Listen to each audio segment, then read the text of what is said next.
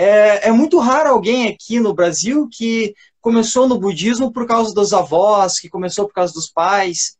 Então, a maioria das pessoas, elas têm uma história de como que isso se revelou para elas, como que elas começaram, assim. E eu queria que você contasse um pouquinho dessa história para nós hoje.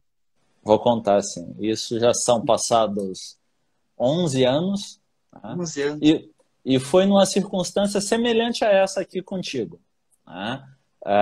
Eu tenho um grande amigo que mora numa cidade aqui próximo, sou até padrinho de casamento dele, o Thiago Valim, que você Uhum, conhece, você chegou. já fez retiro Sim, com sim. ele, sim.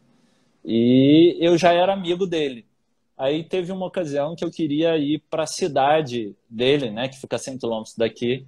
E ele falou: olha, você pode vir, era um final de semana, mas eu vou estar indo para a chácara do meu sogro. Eu falei: não, não vou sair daqui para ir numa chácara. E aí ele pegou e falou: por que você não vai lá em São Paulo? Vai ter um retiro. Ele já tinha me falado alguma coisa do budismo. Aí eu falei, né, entrei na internet, fui ver o que era. Eu falei: deixa eu ir, vamos ver o que é isso. E muito diferente do que talvez alguns dos seus amigos chegam, eu não fui para o budismo querendo meditar, né? Essa coisa de ficar parado, em silêncio, não tinha a ver comigo. Mas como tinha esse evento em São Paulo, eu fiquei curioso, porque era você deve conhecer, lá no Shaolin, tem toda uma estrutura que respeita a tradição tibetana, as cores, tudo muito parecido, né, com o pessoal do Tibete. E eu fui fazer um retiro lá, sem saber nada. E uma das coisas que me chamou mais atenção não foram as cores, não foi o aspecto cultural, foi observar um nível de liberdade na mente daquelas pessoas. Né? Tinha algo ali muito diferente. Eu senti um impacto de estar ali convivendo com aquelas pessoas e eu estava num momento da minha vida que eu estava meio que numa crise existencial. Para mim, essas coisas de prática religiosa não faziam nenhum sentido. Né? Eu já tinha feito curso de teologia, já tinha participado de uma tradição espiritual e aquilo estava meio seco dentro de mim. Falei: não Só uma faz pergunta, muito há 11 sentido. anos atrás você já era formado em psicologia, né? Já, eu sou formado há 21 anos. Eu já tinha 10 Nossa. anos como psicólogo. E eu não fui para o budismo pelas razões que talvez algumas pessoas tenham ido. Eu não conhecia nada. Eu caí lá de paraquedas. Porém, eu estava diante de professores autênticos. Tinha professores legítimos, e eu digo como legítimos, esses que as qualidades estão evidentes.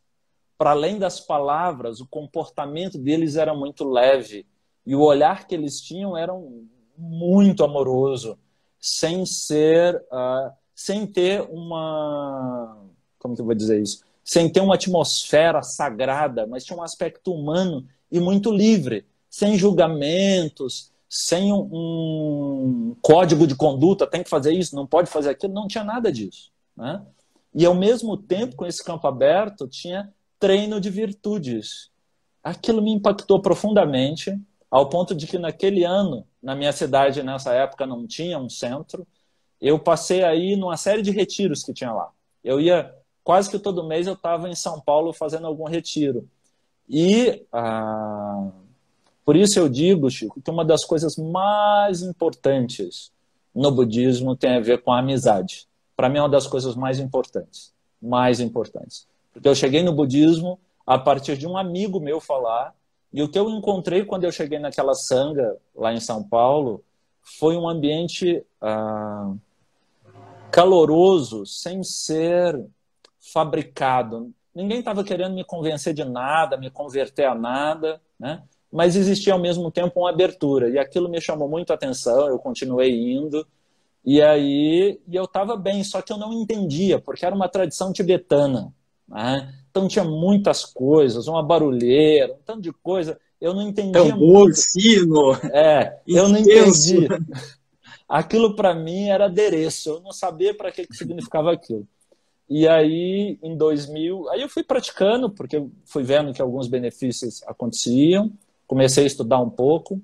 Em Quais 2000, benefícios assim, que você notou já de início, assim, por exemplo, no teu primeiro retiro? Assim, você falou que se sentiu, né, essa liberdade, se sentiu acolhido, mas assim, você começou a notar algum benefício já, assim?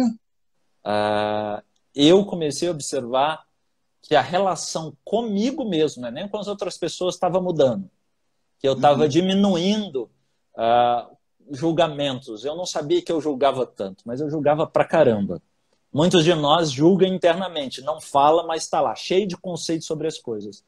E quando eu vi aquele olhar mais tranquilo em relação às pessoas, era na convivência com elas, né? Por isso que eu ia tanto a São Paulo. Porque eu falava, esse povo aqui tá de boa sem usar nenhuma erva, não tem nada aqui, eles estão tá tranquilo, né? Eu falei, opa, eu quero saber mais sobre isso, né? E aí quando eu fui indo, né, várias vezes durante uns 2, 3 anos. Quando foi em 2013, eu tinha ido fazer um retiro lá no Rio Grande do Sul, né? Em Três Coroas? Isso, em Três Coroas, lá no Thiago do Gompa, lá no Cadrolim.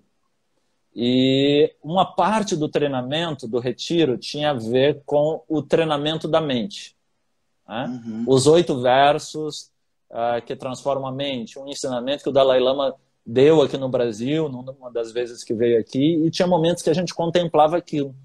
E eu procurei ensinamentos e eu não achava, né? Livros naquela época, não encontrava nada que fosse específico sobre aquilo, que aí fazia um sentido total para mim. Foi aí que eu comecei a pesquisar e achei num canal no YouTube um tal de Lama Jigme Lawan falando sobre aquele assunto. Só que ele falou de uma forma que me tocou direto, mas direto assim, e que eu não tinha escutado. Ele não era lama nessa época, né? Ele devia ser monge ainda, né? Não, ele já era lama, porque ele se tornou já era lama. ordenado? Já, porque ele foi ordenado lama em 2012, e isso foi em julho de 2013. Tinha pouco tempo que ele estava no Brasil e ele tinha dado um ensinamento no SEB de São Paulo. Tá? E isso estava disponível no YouTube e foram vários vídeos, acho que foram alguns dias ele dando ensinamento, especialmente sobre esses 8 versos. E mesmo não sendo ao vivo, né? Mesmo sendo por vídeo, aquilo me tocou profundamente. Tá? De uma forma que eu não tinha escutado de outros mestres, de outras pessoas. E eu falei, eu quero conhecer esse cara onde ele estiver. Eu tenho que ir atrás desse lama. Ele estava morando em Recife. Foi a ocasião, a primeira vez que Sua Eminência Guial do Campo veio ao Brasil. E eu fui lá porque eu sabia que o Lama Lawan ia tá lá. Mas quem ia conduzir o retiro era esse outro mestre. Né? E é ali que começou a minha história com o Drupa Brasil. Eu não sabia, né, que existia um aluno do Lama em Uberlândia, naquela época já existia. Eu não sabia que era o Leonardo Otta, aluno do Lama Lawan. Eu não sabia, não. Então, quando eu voltei de Recife, eu falei, nossa, agora eu tenho que ver onde o Lama vai dar retiros, porque aí eu quero participar. Eu gostei muito do aspecto descontraído. E quem conhece a biografia do Lama Lawan, aí você começa a pensar que o Dharma é acessível para você, porque alguém que foi quase um garoto de rua, que viveu uma série de circunstâncias, tinha conseguido praticar, tendo nascido brasileiro, vivendo nessa cultura aqui, e a mente dele foi possível ser treinada. Eu falei, opa, o Dharma é para mim. Minha mente tem jeito, porque se teve gente para alguém assim, para mim também. Alguém que passou por tanta violência que nem ele, né? Uma situação tão próxima de violência extrema, né? De vulnerabilidade social, eu falei, tá, minha mente tem jeito, então. Eu me identifiquei com a história dele. E aí eu entrei em contato com as pessoas que faziam parte da assistência, estavam junto com ele naquela época, ia ter um retiro em dezembro, isso foi final de outubro de 2013, ia ter um retiro no Rio Grande do Sul, acho que em Porto Alegre com ele. Eu entrei em contato, né, salvo engano, quem estava organizando era o João Demore, eu acho que era o sobrenome dele.